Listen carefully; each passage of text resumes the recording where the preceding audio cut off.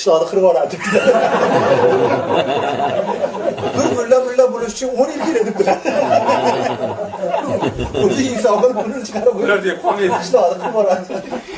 Hazrat Onaviy aytarkanlarki, bizning qishlog'imizda men yangi nima bo'lganman, mulla bo'lib nomim chiqqan vaqtida bir bola menga bir kambag'al bola o'qigani kelgan.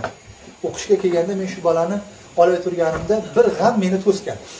Aytganmanki, buni olib qolsam, menga bergani noniga pulim bo'lmasa deb turib shuni olmaganman. Lekin qaytarib turganda Xudo taolo bir odamga ilm bergan bo'lsa, undan birov so'rab kelgan bo'lsa, agar u man qiladigan bo'lsa, uljima bilijomi minan nar, do'zaxning jugani bilan jugallanadigan hadis meni qo'rqitdi.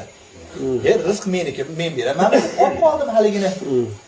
Lekin banda ekanman, o'yladim, buni qayerdan beraman buni ovqatini deb o'ylab turib, bizning qishlog'imizda mubtadiylarning bir odatlari bor edi deydi shu. Odam o'lgandan keyin 40 kungacha bir g'arib musofirni topib ovqat bermasa bo'lmas ekan. O'ylab surishtirib kelsa, shu qishloqda shu meni uyimda turgan boladan boshqa bir kambag'al odam topolmabdi. Ular bunga kelyaptiki, sizga bir nonushta qilib berib turamiz 40 kungacha debdi. Shu men xursand bo'ldim deydilar. Uni qilgan ishini men bid'at deb yuribman deydilar. Haligin deydilar, noni chiqib qolganiga xursand bo'ldim deydi. Ertasiga yana bir odam o'libdi-da, kelibdi, bu shu bolaga kelibdi.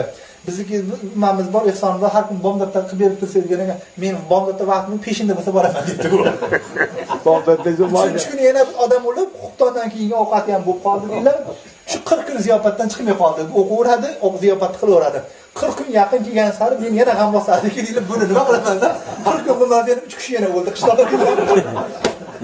100 kungacha ziyofatda yurdi bu deydilar.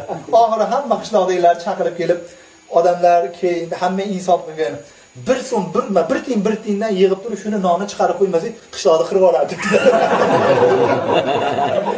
Bir mulla bo'lish uchun 10 yil kerak dedilar. O'zi inson bo'lib pulni chiqarib ular deb qolmaydi. Qishloqni qirib yuboradi.